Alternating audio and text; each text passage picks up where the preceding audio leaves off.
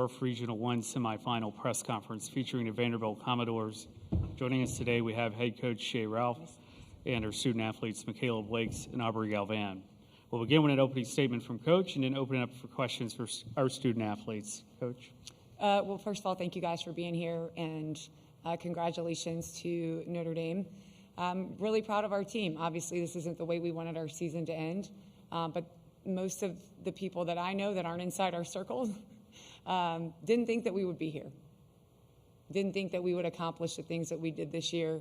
I know that there was a lot of questions around the squad that we had going into the season, and I think that you're seeing what's possible when you commit to believing in each other, when you work really hard, when you lay the foundation of an incredible culture, and when you invest in women, as our leadership has done in us.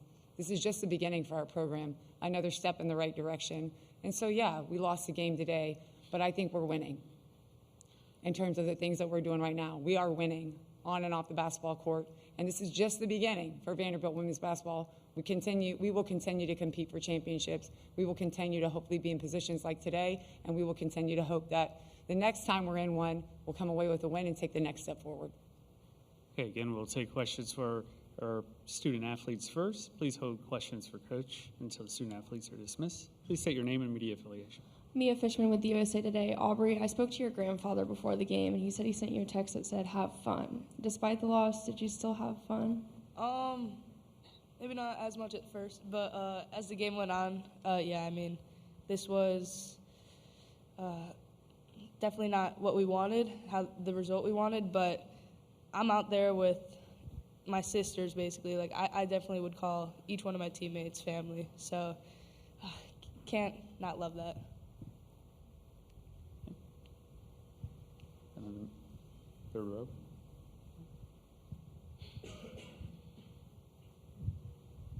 Lindsay Gibbs with CBS Sports. Michaela, obviously the first half really struggling from the field, found your way to the line, really got it going. How did you kind of fight through was it nerves early on, or kind of what was going on? And then at the end there with the dribble, what happened?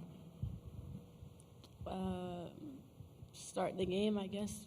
Human, I missed shots, so I wouldn't say it was nerves or anything like that. And I just learned for the performance, because I can't perform for my team like that in a moment as big as this. And the last play with the ball, I guess it just dribbled it off my foot. I saw an open lane, but I guess I moved too fast.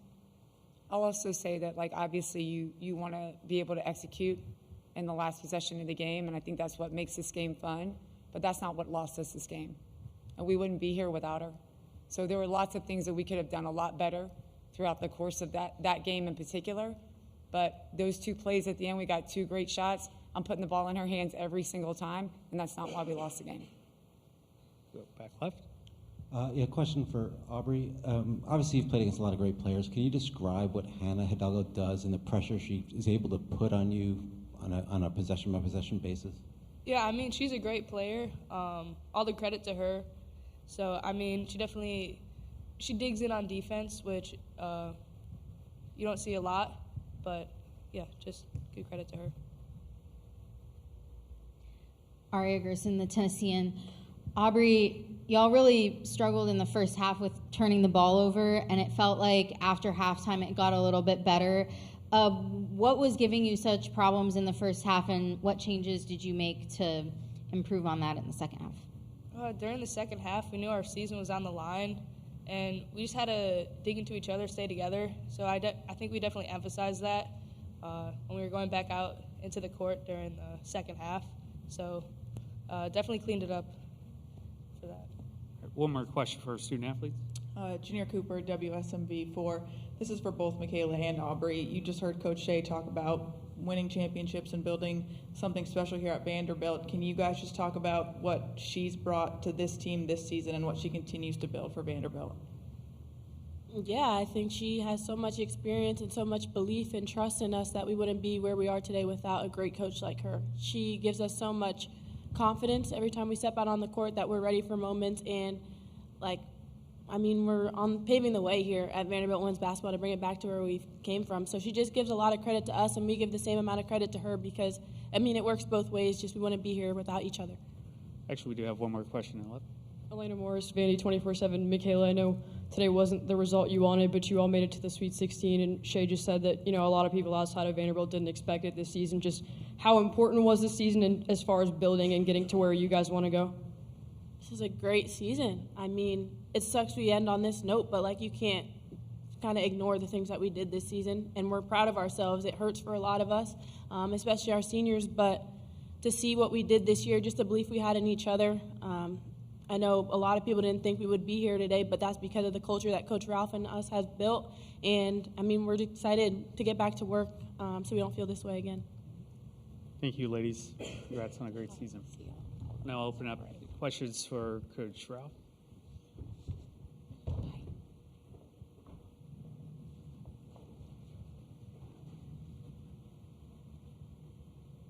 Aria Gerson, the Tennessean. Shea, you had Jada defending Hannah Hidalgo for a pretty good portion of the game, and it felt like this was one of the best games that she's had defensively. Mm-hmm. And your other bench players too, Ava and Ayanna Mitchell. What did you see from them bringing, on the defensive end? Well, I felt like I needed my most aggressive kids out there, and especially after the way that we started the game.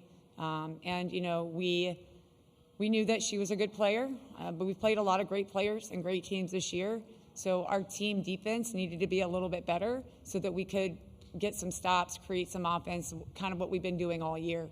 And what we see from Jada every single day in practice and what you guys have seen from her in games lets you know and let me know that she was the right woman for the job. And she did a great job. Really happy for her, especially this being her senior year, that she played so well today. Hey, Coach, this is Meg Hall with USA Today. We often talk about how coaches pour into players, but I wanted to ask, how have your players poured into you over the course of the season? Oh, listen now. I wouldn't be sitting up here without them. And my players are the reason that I coach. And so this group in particular, and it is what it is when you're the outside looking in. Y'all have no idea what this group went through. You have no idea. 99% of the stuff that is built into this moment, the outside world doesn't know. That's part of being in a family, right, and on a team, and overcoming adversity with each other. That's part of what happens when you build real trust and real friendships and real belief and real confidence, and they did that, and it inspired me because, I've seen that before from places that I've been that have done great things, right, and it was something that was really important to me when I came here and talked to Candace about this job that we laid the foundation for, and we hadn't quite got there yet. So we didn't win a championship this year, but our culture is strong as hell. These kids believe in each other. They believe in what we're doing. They're sad because they want to play another game, but they can't wait to celebrate what they did this year and to get back to work. That says something about who they are as women, because you're not going to win everything in life. You're going to stumble. Only one team wins every year. But the fact that we lost the game today does not take one thing away from the group that I have, the way that they poured into this program and the way that they inspired me to be a better coach and a better woman. Hi, Coach. Rhea Patney, Vanderbilt Hustler. It seemed like you utilized the small ball lineup for a lot of the game with your three guards and Justine or Ayanna at the 5. Mm-hmm. Could you speak to why you went with that and why you chose to go with that for the remainder of the game? Yeah, so early on, you kind of expect that. It was a little bit frantic in the beginning, air balls, ball hitting off the backboard. We turned it over. They had 54 points in the paint, but most of those were the fast break points from our turnovers. Live ball turnovers and just giving them layups, throwing the ball all over the place. They played the kind of defense that has plagued us all year long. Right, so you work on it. You try to come up with different things to help your kids out there, and then at the end of the day, I wanted players that were going to be comfortable in the position that we were in on offense to help us get a great shot. I thought Justine did a really good job at the 5, spreading the floor out, handling the ball, and then Mitch is our best screener. And so when it came down to needing defensive stops, blocked shots, protection at the rim, rebounds, and someone to get Aubrey and Michaela open off screens, she was our girl. They did a great job. I wanted people in the game that were going to be aggressive to win the game, and we have that. We have a great group, but they were the right people for the job today. Junior Cooper, WSMB4. Coach, It felt like Aubrey's 8 points in that 12-2 run kind of really changed the momentum of the game. For her to be a freshman in that moment and just keep her poise and composure, can you just talk about her in her freshman year? Yeah, it was only a matter of time, for her to do what she did today, because that's who she is. And it's been really cool to watch her develop this year as a coach, as a basketball player. The way that she plays is free and confident and fun to watch. She has fun playing basketball. You heard her grandfather say have fun. That's what makes her great. She doesn't get too high or too low, but she is a freshman. And today was a tough game for her in a lot of ways. I know she learned a lot. I can't wait to see what that looks like. And you can't skip steps. So think about the way that kid has grown this year and the expectation. And you guys probably had no idea who she was. Most of the country didn't when she came here. But they do now. And she's only going to keep getting better.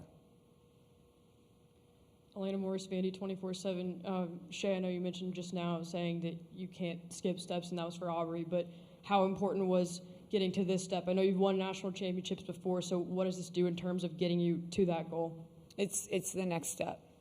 And it's hard to get here and lose, right? Like I just told the players before we came in here, I was in college for a long time, so I can't remember exactly which year this was. It was a year before we won the championship, 1998, 99. We lost in the Sweet 16. And I was, I think, I was 2 for 12, and my All-American wing was 2 for 17. And we lost. And the next year, guess what we did? We won the championship. It fueled a fire inside of all of us that I don't know that we would have gotten had we not faced that kind of adversity. And then playing the way that we did in that game, it sucked, it hurt. But it gave us something that we probably wouldn't have gotten otherwise. And that was the program's second only national championship when I was there. And so I feel like this program is on the cusp of doing something really special. And this is just a step that we have to take in that direction. And what I'm hearing from my players already is that next year is going to be even more special. Skyler Dixon with the AP. I just wanted your take on Hannah Hidalgo's knack for steals. Is there anything unique about the way she does that? She's just a special player. I think you have to respect how hard she plays all the time. And, there's always a takeaway when you play against a player like that who plays so hard on both sides of the ball. And I said it yesterday, she's like a free safety out there, just kind of looking around, and as soon as she sees your eyes on a person, she's going to go get the ball. It's impressive. And hopefully our players not only learned, a little bit about how we can take better care of the ball, but also that's the kind of effort you need to win games like this. So you got to give her and them credit. But she gave the effort that was needed to win the game for her team on both sides of the ball, and kudos to her. She's a great player. Time for a couple more questions. Grace Hall, Vanderbilt Hustler. Coach, obviously you have already been named a finalist or gotten numerous awards for Coach of the Year, but recently some other members of your coaching staff have won awards. Kevin, I think, was named. He got an award the other day. Can you just speak to the impact that your coaching staff has had to get you to this point and what it's meant to you to be on this journey, not only with your players, but also with them by your side?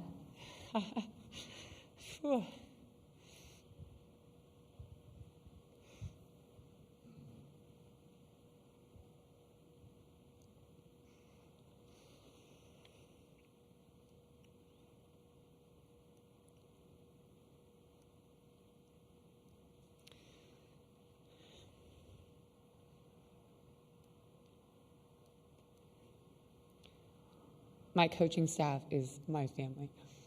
Right, so sorry, I'm trying not to ugly cry. These are kids. Kevin was a kid when I met him, and he won Assistant Coach of the Year this year, but there's members of my staff who could win awards every year. And,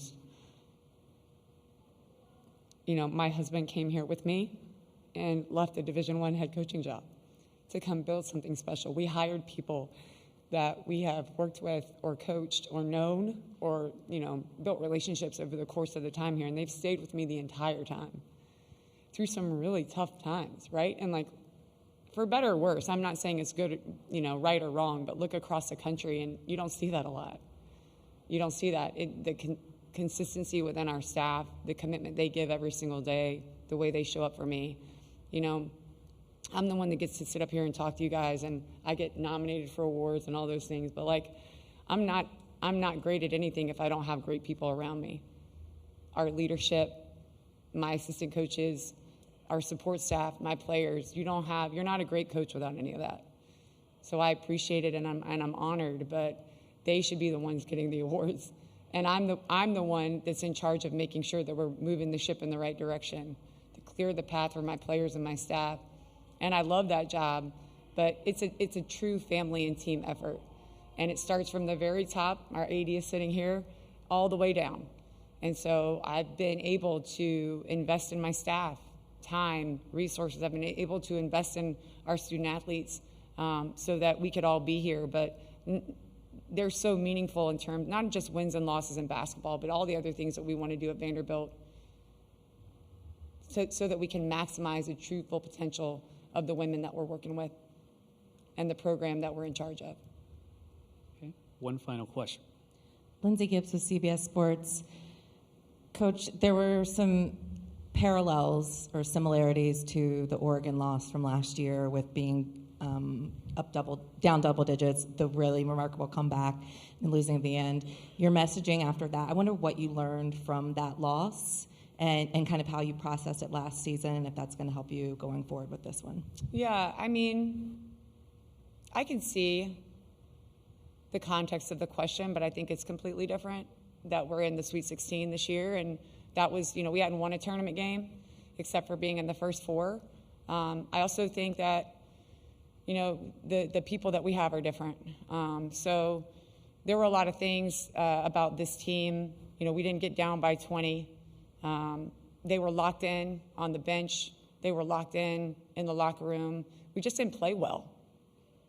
And so I think that what happened last year had fueled us to put ourselves in a better position this year to do more things. And honestly, we had such a great season because of the way that my players came together after last year, because of how much harder we worked, how much more together we played, how much more unified we were as a group. We just started off the game poorly this year. This tournament right now, this game that we played today, we didn't play well. We were throwing the ball all over the place. We were giving up wide open layups. We weren't executing offensively. So those things, it's going to be hard for you to win a game, at this time in the year if you don't do those things. And that's just the reality of the game of basketball. So from season to season, your teams are going to change and going to learn lessons. But I think all of that starts in practice. And we have talked about that all year. We've gotten better, but it's still not good enough. We've got to do a better job in practice preparing so that we can't be stops, so that we keep our composure, so that no matter how people play us on defense, then we can still get open shots and we don't give up the ball. That we know is not the winning edge for us. Coach, thank you for your time. Thank you. Thank you, guys. Hammond Communications will post a recording of this press conference in the NCAA Digital Media Hub at ncaa.veritone.com. Transcripts are provided by